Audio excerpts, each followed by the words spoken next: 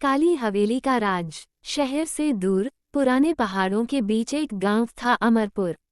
इस गांव की सबसे अजीब बात थी, पहाड़ी पर बनी एक काली हवेली, जहां कोई जाने की हिम्मत नहीं करता था। लोग कहते थे कि वहां रात में किसी लड़की की सिसकियां सुनाई देती हैं, कभी चेन घसीटने की आवाज तो कभी लंबी चीत्कार। गांव में रहने वाला अर्नव, 22 साल का नौजवान, इन कहानियों पर विश्वास नहीं करता था। वह पढ़ाई के लिए शहर से आया था और उसे ये सब अंधविश्वास लगता था।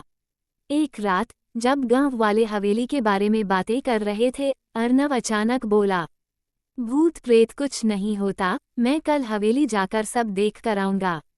सबने उसे रोका, लेकिन उसका निर्णय अडिग था। अगली शाम अर्नव टॉर्च लेकर हवेली की ओर चल पड़ा। रास्ते में पुरानी नीम के पेड़ हवा में ऐसे झूल रहे थे जैसे कोई अदृश्य हाथ हिला रहा हो। चांद बादलों में छिपता उभरता और कुत्तों के भौंकने की आवाज दूर से गूंज रही थी। जब अर्नव हवेली के पास पहुंचा तो भारी लोहे का दरवाजा अपने आप ची की आवाज में खुल गया। अर्नव हंसते हुए बोला, पुरानी चीजों में ऐसी आवाजें आती हैं, भूत थोड़ी न है। हवेली अंदर से अंधेरी थी, दीवारों पर जाले लटके थे और एक बड़ी तस्वीर टंगी थी, एक लड़की की, जिसकी आंखें डरावनी पर दुख भरी लग रही थीं।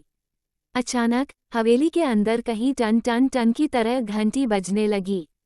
अर्नव चौंक गया, लेकिन साहस जुटाकर आवाज की दिशा में बढ़ा। उसे एक कमरा मिला जिसमें एक पुरानी घंटी और उसके पास टूटी हुई रजत चेन रखी थी। फिर उसे अपनी पीठ पर किसी की सांस महसूस हुई। वो घूम गया पर पीछे कोई नहीं था। अचानक तस्वीर वाली लड़की की आवाज आई, मेरी मदद करो। अर्नव डर से कांप उठा। लड़की की तस्वीर से आंसू बहने लगे। अर्नव भागने ही वाला था कि कमरे के कोने में एक पुरानी डायरी दिखी। उसने पढ़ना शुरू किया। हवेली की लड़की का नाम रागिनी था। उसके पिता हवेली के मालिक थे और उनके नौकर ने लालच में उनकी बेटी की हत्या कर दी और उसकी लाश हवेली में ही कहीं छुपा दी गई। उसकी आत्मा आज भी न्याय चाहती थी। अर्नव को अचानक लगा कि किसी ने उसका हाथ कसकर पकड़ लिया। वही लड़की, लेकिन इस बार उसके चेहरे पर डर नहीं बल्कि करुणा थी। उसके टूटे शब्द सुनाई दिए, ग्रेटर देन, मुझे शांति चाहिए। अर्नव समझ गया कि उसे रागिनी की लाश ढूंढनी होगी।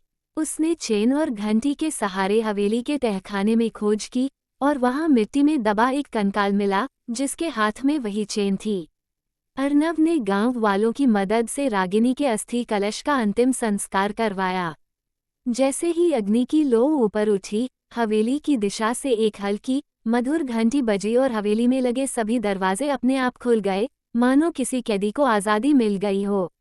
उस रात की चांदनी पूरे अमरपुर पर फैल गई। लोगों ने पहली बार हवेली की तरफ देखा, बिना डर के। अगले दिन हवेली के दरवाजे पर एक लाइन खुदी मिली, ग्रेटर देन, सत्य ही मुक्ति है।